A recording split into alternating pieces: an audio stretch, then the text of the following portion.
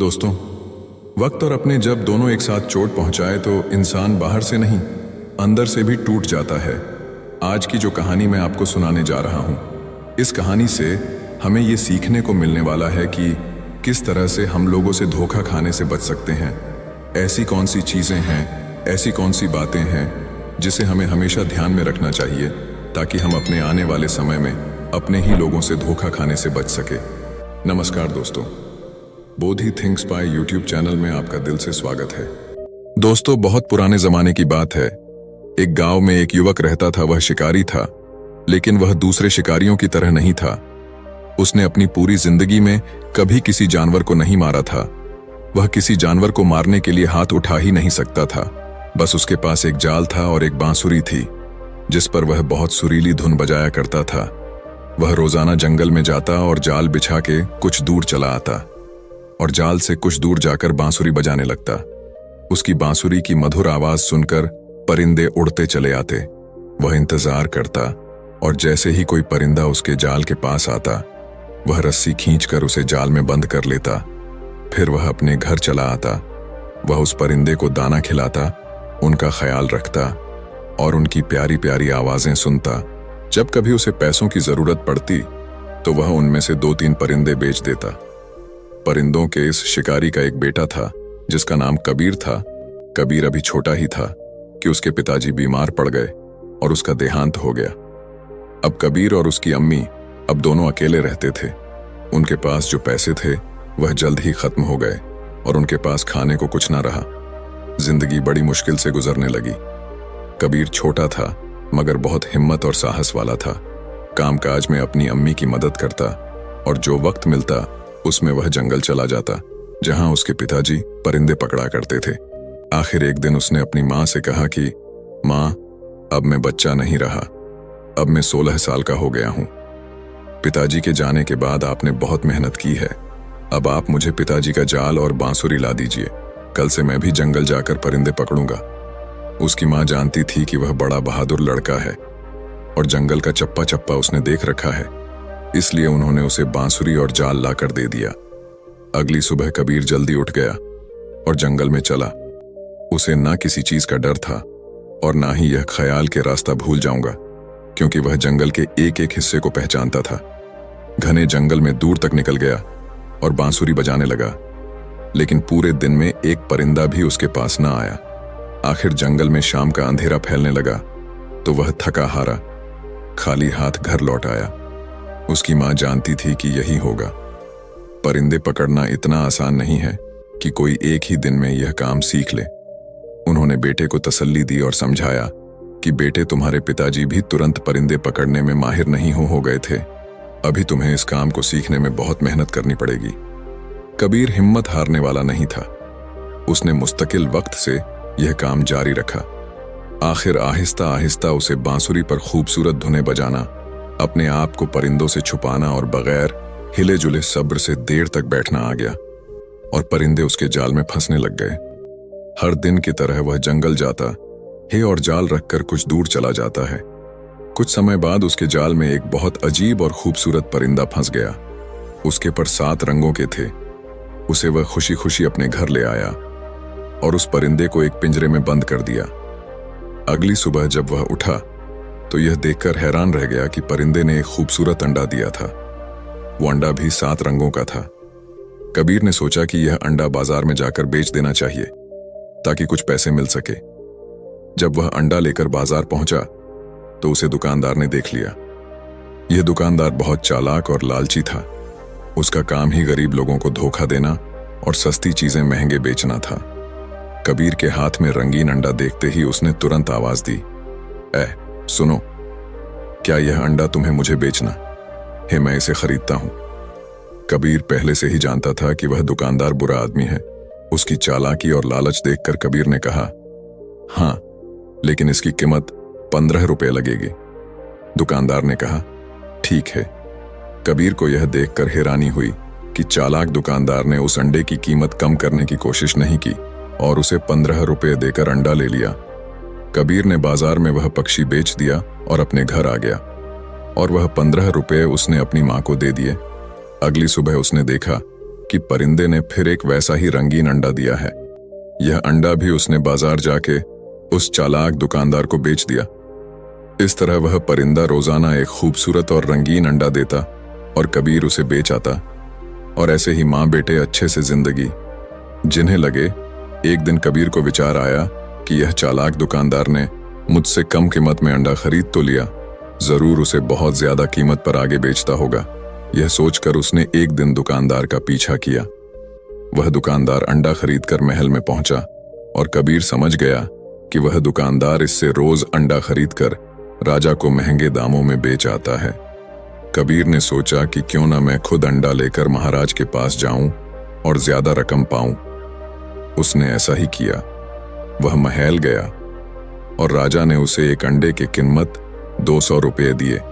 जब चालाक दुकानदार ने देखा कि कबीर अब उसे अंडे नहीं बेचता बल्कि वह खुद महल में जाकर बादशाह को बेच आता है, तो उसे बड़ा गुस्सा आया। कबीर को सबक सिखाने के लिए वह एक दिन राजा के पास गया और कहा कि महाराज की जय हो, आप कबीर से इतना महंगा अंडा क्यों खरीदते हैं? ये अंडे तो आपको बिल्कुल मुफ्त में मिल सकते हैं। राजा ने कहा, कैसे? दुकानदार ने कहा, महाराज कबीर के पास एक अजीब और खूबसूरत परिंदा है जो हर रोज यह अंडे देता है। आप उससे यह परिंदा छीन लीजिए, उसके बाद आपके पास अंडा और परिंदा मुफ्त में होंगे। राजा ने अपने सैनिकों को हुक्म दिया कि वह परिंदा तुरंत ले आओ। कुछ देर बाद सैनिक कबीर के घर गए। वह परिंदा लेने कबीर समझ गया कि यह चालाक दुकानदार की शरारत है, क्योंकि राजा इतना बेवकूफ है कि वह कभी यह नहीं सोच सकता कि अंडे कहां से आते हैं। लेकिन वह मजबूर था, क्योंकि राजा का हुक्म ना मानने पर उसे कोई सख्त सजा भी दे सकता था। इसलिए कबीर ने अपना परिंदा राजा को दे दिया। लेकिन उसने हिम्मत नहीं हारी। उसने अपनी बांसुरी और जाल उठाया और अगले दिन जंगल में चला गया। उसने ऐसी मधुर बांसुरी बजाई कि जंगल के कोने कोने से परिंदे निकलकर उसके पास आने लगे। उसके जाल में कभी कबूतर फंसता, कभी बुलबुल तो कभी तीतर। कबीर उनको बेचकर दोनों माँ बेटे हंसी खुशी जिंदगी गुजारने लगे। कबीर अब पूरे शहर में मशहूर हो गया। जब किसी को कोई परिंदा पालना होता वह कबीर के पास आता और उससे परिंदा खरीद लेता और उससे परिंदा खरीद कर ले जाता। चालाक दुकानदार ने यह सब देखा तो उसने कबीर से कहा कि यह परिंदा तुम मुझे बेचा करो।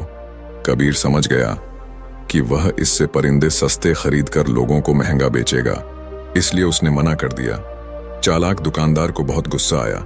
वह राजा के पास गया और उसने कहा कि महाराज, आपने जो परिंदा कबीर से लिया था वह अकेला होने की वजह से उदास रहता है। आप कबीर से कहिए कि ऐसा ही एक और परिंदा पकड़ लाए ताकि आपका परिंदा अपने साथी के साथ खुश रहे। राजा थोड़ा मंद बुद्धि का था तो उसने सोचा कि दुकानदार ठीक कहता है। उसने कबीर को बुलवाया और उसे हुक्म दिया कि हम चाहते हैं कि तुम मेरे परिंदे का साथी ऐसा ही एक और परिंदा पकड़ लाओ, वरना तुम्हारी खैर नहीं। कबीर ने कुछ कहने की कोशिश की, लेकिन राजा ने कहा कि मैं एक शब्द भी नहीं सुनना चाहता। मैं तुम्हें 30 दिन की मोहलत देता हूं। अगर तुम इन 30 दिन के अंदर अंदर तुम ऐसा ही एक और परिंदा ना लाए तो तुमको जान से मार दिया जाएगा। कबीर परेशान तो हुआ, लेकिन उसने हौसला रखा। उसके बाद कबीर अपने घर गया और अपनी माँ से सारी बात बताई। कबीर ने अपनी माँ से आशीर्वाद लिया। उसके बाद बांसुरी और जाल लेकर जंगल पहुंच गया। उसने दिन रात एक कर दिया ऐसा अजीब और गरीब परिंदा ढूंढने के लिए। उसे वह परिंदा कहां से मिलता? काफी मेहनत करने के बाद उसकी मेहनत रंग लाई और आखिर उसके जाल में वैसा ही एक और परिंदा फंस गया। कबीर ने तुरंत परिंदा पकड़ लिया और उसे ले जाकर राजा को दे दिया।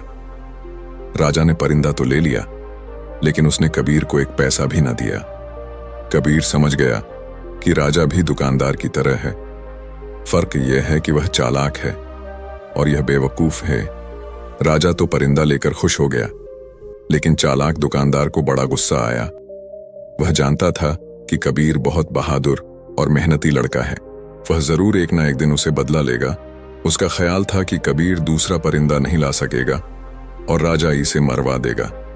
लेकिन उसे अब कबीर से डर लगने लगा कि कहीं वह उसको किसी मुसीबत में ना डाल दे। इसलिए उस दुकानदार ने उसने कबीर को फंसाने की एक और तरकीब सोची। वह राजा के पास पहुंचा और कहने लगा, महाराज, आपको शायद मालूम नहीं कि जो परिंदे आपको कबीर लाकर देता है उनकी जान एक फूल में है। राजा ने पूछा कि वह कैसे? दुकानदार ने कहा कि मैंने बड़े बूढ़ों से सुना है कि यह परिंदे साल में एक बार समन का फूल जरूर सूंघते हैं। अगर यह फूल उनको सूंघने को ना मिले तो यह मर जाते हैं और यह फूल काले देव के बाग में उगते हैं। राजा ने कहा, लेकिन हमारे पास ये फूल कहां से आएंगे, क्योंकि काला देव तो अपने बाग में किसी को नहीं आने देता और कोई वहां पहुंच भी जाए तो वह उसे मार डालता है। दुकानदार ने कहा कि महाराज, यह काम तो पूरे नगर में केवल एक ही लड़का कर सकता है। उसका नाम कबीर है। उसे बुलाकर कहिए कि तुरंत समन का फूल लेकर आए। राजा ने फिर वही किया जो दुकानदार ने कहा था, यानी राजा ने कबीर को बुलवाकर कहा कि तुम काले देव के बाग में जाओ और हमारे परिंदों के लिए समन का फूल लेकर आओ, वरना मेरे परिंदे मर जाएंगे। कबीर ने कहा कि महाराज, मैंने अपना परिंदा आपको दे दिया। आपने कहा उसका साथी लाओ, मैंने वह भी पकड़ कर ला, आपको दिया। लेकिन आपका यह आदेश अजीब है। मुझे तो यह मालूम नहीं कि काले देव का बाग कहां है। राजा ने जवाब दिया कि यह तो तुम उस दुकानदार से पूछो, उसे सब मालूम है। कबीर ने कहा कि महाराज, अगर दुकानदार इतना ही होशियार है और उसे सब मालूम है तो उससे कहिए कि खुद समन का फूल लेकर आए। राजा ने कहा कि नहीं, दुकानदार कहता है कि सिर्फ तुम ही यह काम कर सकते हो, और अगर मेरे परिंदे मर गए तो मैं तुम्हें और तुम्हारी मां को मरवा दूंगा। कबीर समझ गया कि इस बेवकूफ राजा को कुछ कहना दीवार से सर फोड़ने के बराबर है और यह सारी शरारत दुकानदार की ही है, इसलिए वह चुपचाप घर वापस आ गया। उसने दिमाग लड़ाना शुरू किया कि क्या किया जाए। उस शहर में एक बूढ़ा आदमी रहता था। वह बहुत अक्लमंद इंसान था। कबीर उसके पास गया और उससे सब कहानी कह सुनाई और पूछा कि क्या यह सच है कि समन नाम का कोई ऐसा फूल है जो काले देव के बाग में उगता है और उसे सूंघे बिना वह परिंदे जिंदा नहीं रह सकते? बूढ़े आदमी ने कहा कि हाँ, यह सच है। ये परिंदे साल में एक दिन जरूर ये फूल सूखते हैं। यहां तक कि अगर कहीं दूर पहाड़ियों के इलाके में चले जाएं तो भी बाहर के मौसम में इस फूल के पास ये जरूर जाते हैं। इसीलिए काला देव अपने बाग में ये फूल जरूर उगाता है। इस तरह ये अजीब परिंदे हर वक्त उसके बाग में रहते हैं।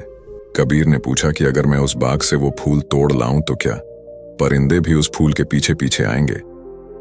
बूढ़े आदमी ने कहा कि हाँ बिल्कुल, लेकिन उस फूल तक पहुंचना बहुत मुश्किल है। उस बाग का एक ही दरवाजा है और उस काले देव के सिवा और कोई नहीं खोल सकता। कबीर ने कहा कि मैं उसे खोल लूंगा, बस मुझे आप उसका पता बता दीजिए। बूढ़े आदमी ने उसे काले देव के बाग तक जाने का रास्ता बता दिया और यह भी कहा कि बड़े बड़े पहलवान और बहादुर लोग वहां गए थे, लेकिन कोई भी जिंदा वापस नहीं आया। देव बहुत ताकतवर है। तुम कोशिश करना कि किसी तरह तुम छुप कर रहो।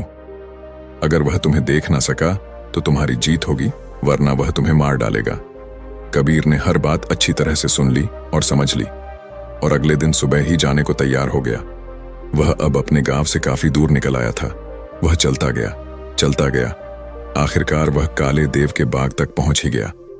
वह पहुंचकर उसने देखा कि बाग का एक ही दरवाजा था जो बहुत बड़ा था और बड़ी बड़ी चट्टानों को मिलाकर बनाया गया था। कई पहलवान मिलकर भी उसको हिला नहीं सकते थे। वह दरवाजे के पास बैठ गया, लेकिन वह इतना थका हुआ था कि उसे तुरंत नींद आ गई। उसकी आंख शोर से खुली। शोर ऐसा था कि लगता था कि जैसे आंधी आ रही है। शोर करीब आता जा रहा था। वह समझ गया कि काला देव बाग के अंदर जा रहा है। वह तुरंत छुप गया। देव उसे ना देख सका और उसके करीब से गुजर गया। कबीर को ऐसा लगा कि जैसे कोई पहाड़ उसके बराबर से गुजर कर जा रहा है। देव ने बाग का दरवाजा खोला। कबीर सांस रोके दबे पांव उसके पीछे पीछे चला और जैसे ही वह बगीचे के अंदर गया, कबीर भी अंदर चला गया और तुरंत एक झाड़ी के पीछे छुप गया। जंगल में परिंदे पकड़ने के काम में उसे बहुत देर तक हिले बगैर छुप कर रहना पड़ता था। ये आदत उसे यहां बहुत काम आई। देव को पता भी नहीं चला कि कोई उसके पीछे पीछे बाग के अंदर आ गया है। वह बाग बहुत खूबसूरत था। उसमें अजीब अजीब रंग के ऐसे फूल थे कि कबीर दंग रह गया। उसमें ऐसे परिंदे थे जो उसने पहले कभी नहीं देखे थे। कबीर वहीं छुपा रहा। सुबह काला देव फिर बाहर आया। शायद वह शिकार की तलाश में बाहर जा रहा था। जब देव चला गया तो झाड़ी के पीछे से निकला और बाग में समन नाम का फूल तलाश करने लगा। जैसे उसको उस बुजुर्ग आदमी ने निशानियां बताई थी उसे। वहां वैसे ही परिंदे भी नजर आए जैसे उसने राजा को दिए थे, लेकिन उसे मालूम नहीं था कि समन कौन सा फूल है। वहां तो बाग में हर तरह के फूल थे। घूमते घूमते उसे एक बहुत बड़ा घर नजर आया। देव उसमें रहता था। कबीर उसके अंदर चला गया। उस घर में 15 कमरे थे। हर कमरा दूसरे से बढ़कर खूबसूरत था, लेकिन पूरे मकान में कोई नहीं था। आखिर जब वह 15वें कमरे में पहुंचा तो उसे किसी के रोने की आवाज सुनाई दी, लेकिन वहां कोई नहीं था। उसे लगा कि आवाज कालीन के नीचे से आ रही है। उसने कालीन उठाया तो फर्श में एक दरवाजा बना हुआ था। उसने दरवाजा खोला तो सीढ़ियां जमीन के अंदर जा रही थीं। वह सीढ़ियां उतरकर अंदर चला गया। नीचे एक और अंधेरा था। वह बहुत अंधेरा था। अब रोने की आवाज तेज हो गई थी। कबीर ने गौर से देखा तो अंधेरे में एक लड़की नजर आई, जो टेबल के पीछे बैठकर रो रही थी। उसके लंबे लंबे बाल और वह रो रही थी। कबीर को देखकर बोली, अरे लड़के, तुम यहां कैसे आ गए? तुम कौन हो? तुरंत यहां से चले जाओ। अगर वह राक्षस आ गया तो तुम्हारे टुकड़े टुकड़े कर देगा। कबीर ने कहा कि तुम चिंता ना करो, वह बाहर गया हुआ है। यह बताओ कि तुम कौन हो? लड़की ने कहा कि मेरा नाम चंदा है। वह मनहूस देव मुझे कई साल पहले उठा लाया था, तब से मैं यहां कैद में हूं। कबीर ने उसे नीचे उतारा। उसने फिर पूछा कि तुम कौन हो और यहां क्यों और कैसे आए हो? कबीर ने पूरी बात बताई कि वह किस तरह समन के फूल की तलाश में आया है, और अगर फूल ना मिला तो महाराज उसकी मां को नुकसान पहुंचा सकता है। उस लड़की यानी चंदा ने कहा कि समन नाम का फूल सबसे पहले मैंने उगाया था। अगर तुम मुझे यहां से निकाल कर ले जाओ तो मैं तुम्हें समन उगा कर दूंगी। फिर सारे परिंदे तुम्हारे पास आया करेंगे। उसने बताया कि काला देव के स्तंभ में तेज घोड़े भी हैं। कबीर वह गया और उसने 2 घोड़े खोल लिए। उस लड़की ने वह फूल भी तोड़ लिया था। दोनों घोड़े पर सवार हो गए। चंदा को मालूम था कि बाग में एक पत्थर को दबाने से बाग का दरवाजा खुल जाता है। इस तरह दोनों दरवाजे खोलकर घोड़े पर सवार होकर वहां से निकल गए। घोड़े भगाते भगाते दोनों कबीर के नगर पहुंच गए। कबीर की मां अपने बेटे को देखकर बहुत खुश हुई। कबीर ने फिर अपनी मां को सारी कहानी सुनाई। फिर वह दोनों को अंदर ले गए और खाना खिलाया। फिर पूछा कि यह बताओ, जो फूल तुम लेने गए थे वह मिला भी या नहीं? कबीर ने कहा कि मां, जब मैं गया था तो मैंने आपको कुछ नहीं बताया था। फिर आपको कैसे पता चला कि मैं फूल लेने गया था? उसकी मां ने बताया कि राजा के सिपाही रोज आते हैं और पूछते हैं कि कबीर फूल लेकर आया कि नहीं। दोनों अभी बैठे ही थे कि इतने में राजा के सिपाही भी आ गए और पूछा कि तुम फूल लाए या नहीं। इससे पहले कि वह जवाब में कुछ कहता, चंदा ने कहा, हां ले आया है। थोड़ी देर में खुद राजा के पास फूल लेकर जाएगा। राजा के सिपाही चले गए तो चंदा ने चाकू लेकर अपनी उंगली में चीर लगाया। खून के 2 कतरे निकले और निकलकर फूल बन गए। चंदा ने कहा कि देव को मालूम था कि मैं इस तरह समन के फूल बना सकती हूं, इसलिए वह मुझे कैद रखता था। अब यह फूल राजा के पास ले जाओ। जब वह फूल लेकर राजा के पास पहुंचा तो परिंदे उदास थे।